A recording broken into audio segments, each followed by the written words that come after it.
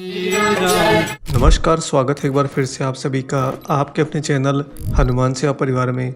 आशा करते हैं कि प्रभु श्री हनुमान जी और परम पूज्य गुरुदेव बाबा नीम करौरी महाराज जी आप सभी भक्तों पर असीम कृपा सदैव बनाए रखें।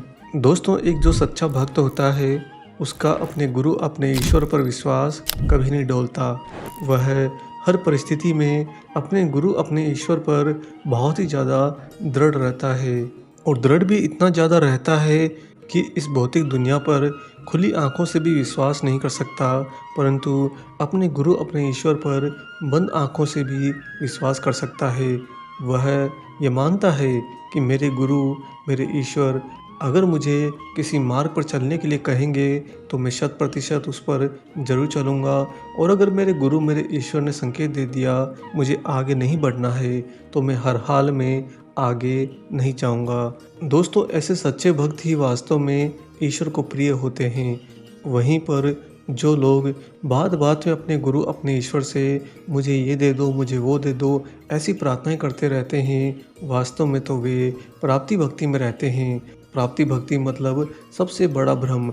इस भौतिक अवस्था में रहते हुए मनुष्य को तब लगता है कि मैं अपने ईश्वर अपने गुरु के साथ ही तो हूँ, लेकिन वास्तव में वह जो कुछ भी प्राप्त करना चाहता है उसे देने के लिए गुरु ईश्वर को कुछ भी कृपा नहीं करनी पड़ती, अपितु वह जो कुछ भी मांगता है वह सब कुछ तो यही भौतिक अवस्था में गुरु ईश्वर की इसी प्रकृति के मध्य में रखा होता है। और सबसे बड़ी बात, वह सब कुछ मिल जाने के बाद में उसे भोगने के बाद में उस जीव आत्मा के साथ में उसका कुछ भी सार नहीं जाता और ना ही उसकी चेतना की उन्नति में उसका कोई योगदान होता है।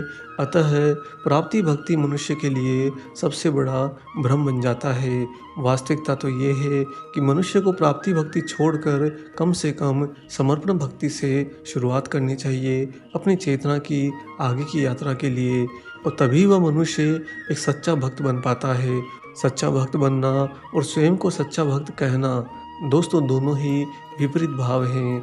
सच्चा भक्त वह होता है जिसका विश्वास इतना मजबूत होता है कि ईश्वर भी उसके विश्वास की लाज रखने के लिए सारे बंधन पार कर जाते हैं। वहीं पर जो स्वयं को सच्चा भक्त कहता है वह तो अपितु बार बार अपने ही गुरु अपने ईश्वर पर शंकाएं लेता रहता है। उसे विश्वास करने के बावजूद अंत में कई बार मन में प्रश्न चिन्ह लग जाता है कि मेरा काम होगा कि नहीं, मेरी बात बनेगी या नहीं बनेगी, मैं उस काम में सफल होऊंगा या कहीं रह जाऊंगा।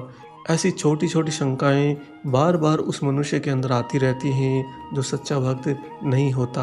हाँ, वह मुख से कहता है कि मैं मेरे ईश्वर मेरे गुरु का बहुत बड़ा भक्त हूँ, सच्चा भक्त हूँ।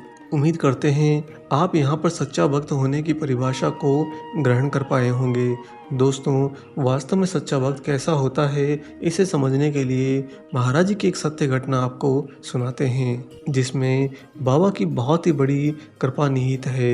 यहाँ तक कि यह विज्ञान जो ईश्वरीय ऊर्जा को नकारता है वह भी किस तरह से महाराज जी की उस लीला के सामने नतमस्तक हो जाता है, परंतु बाबा ठहरे करुणा निधान दयावान, लीला खुद करते हैं और सारा श्रेय उसी भौतिक अवस्था को दे देते हैं। आइए बिना देरी करे आपको सुनाते हैं महाराज जी की वो बहुत ही अद्भुत घटना। दोस्तों, बाबा के बहुत ही अनन्य और प्रिय भक्त रहे हैं श्री देव कामता दीक्षित जी, जो कि उस समय कानपुर में रहते थे।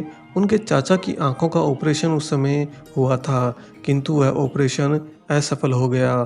आंखों में ऐसा घाव हो गया जो भर ही नहीं पा रहा था और उनमें से खून भी निकलने लगा था। डॉक्टर शुक्ला जो कि जांच कर रहे थे उन्होंने कह दिया कि अब उनकी आंखें बेकार हो चुकी हैं, वे कभी भी दोबारा नहीं देख पाएंगे।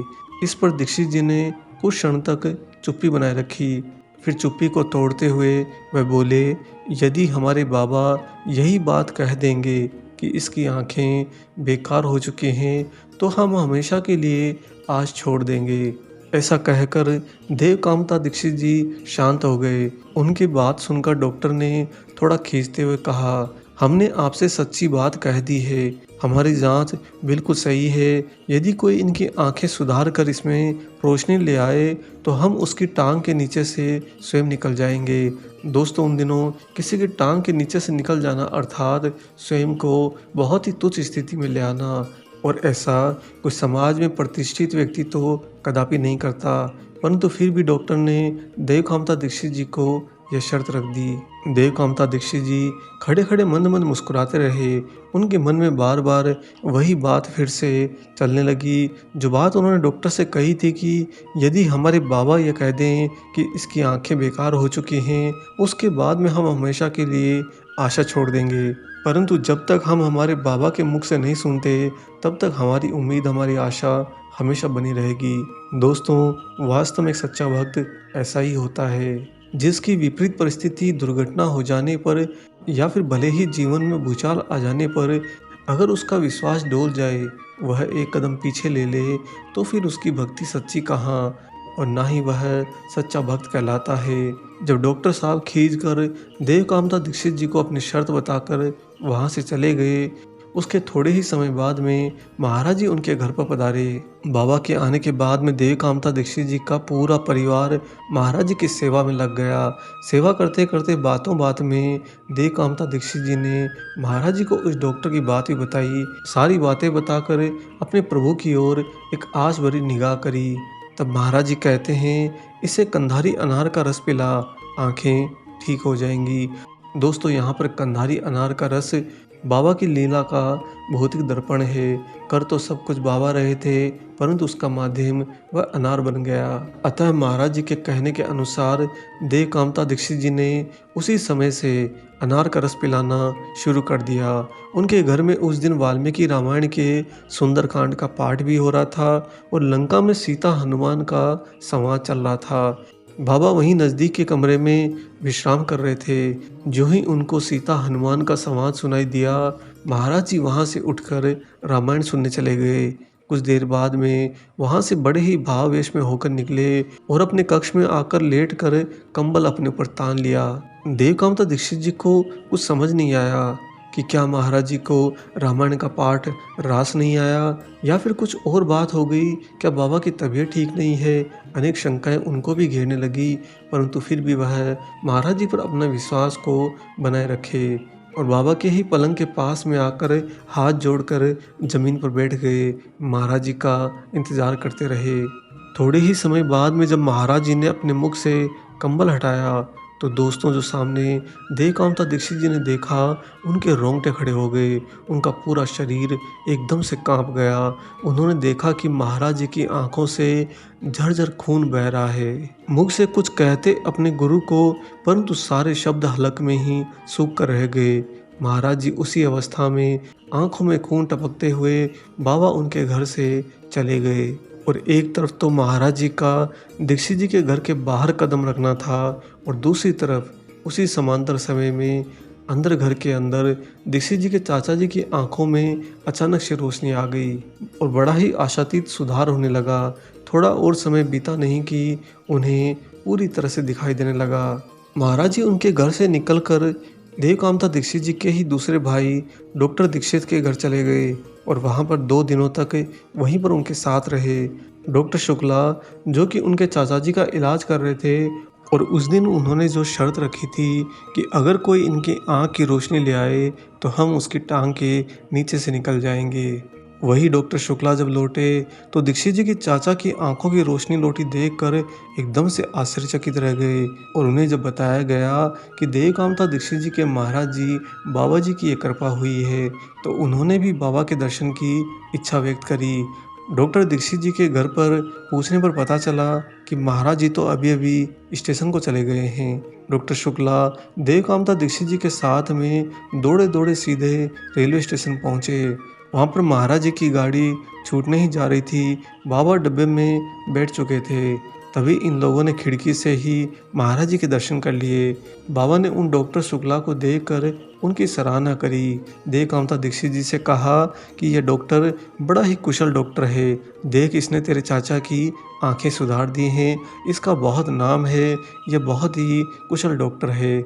महाराज जी के ऐसा कहने पर डॉक्टर साहब ने बाबा का चरण स्पर्श करना चाहा, पर ऐसा अवसर उन्हें नहीं प्राप्त हुआ क्योंकि गाड़ी उस समय चली गई। दोस्तों, डॉक्टर शुक्ला ने तब देवकांता दीक्षित जी से हाथ जोड़कर कहा कि देखो, मैंने कुछ भी नहीं किया है।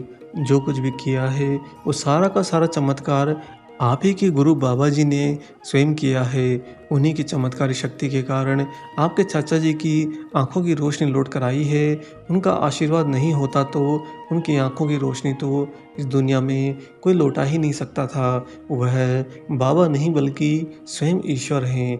ऐसा कहते कहते डॉक्टर शुक्ला की आंखों से आंसू गिरने लगे।